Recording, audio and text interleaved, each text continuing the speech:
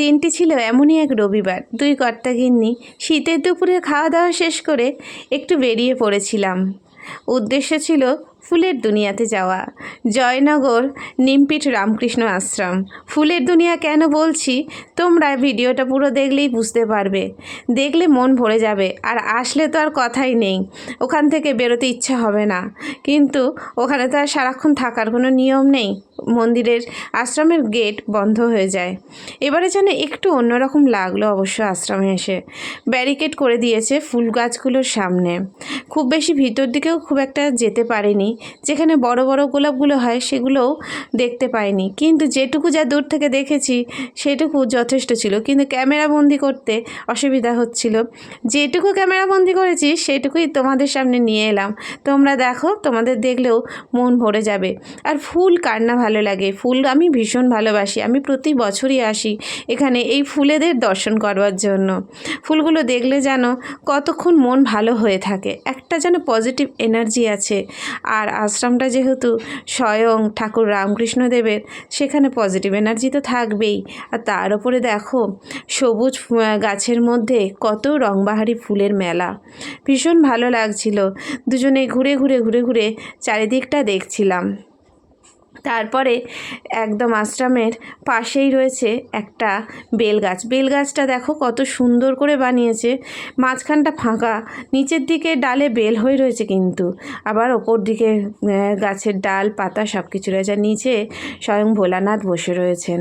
এটা আসলে আমার কিন্তু খুব ভালো লাগে। আমি অনেকবার এর ফটোও তুলে তোমাদের সামনে দিয়েছি। আর এদিকে সাদা ফুলগুলো দেখেছো কত সুন্দর। এই বছরই দেখলাম, গত বছর এরকম তাই না?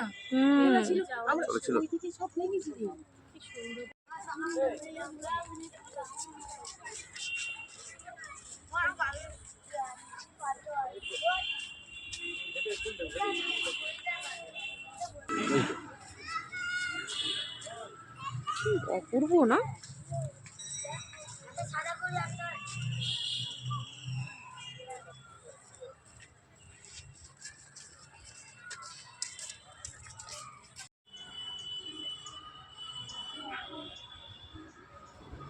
তারপর আশ্রম থেকে বেরিয়ে গেলাম।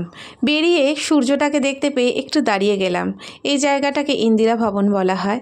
আর সূর্যটা দেখো পাশ থেকে দেখা যাচ্ছে, একটা অপরূপ দৃশ্য।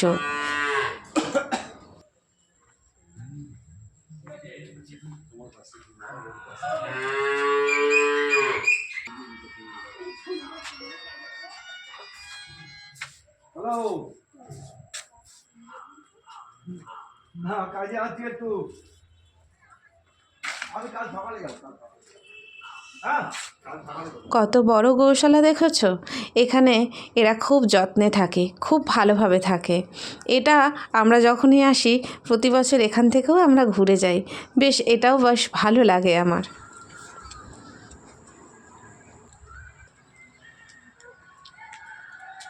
এর ভিতরটা কিন্তু খুব সুন্দর লাগে না?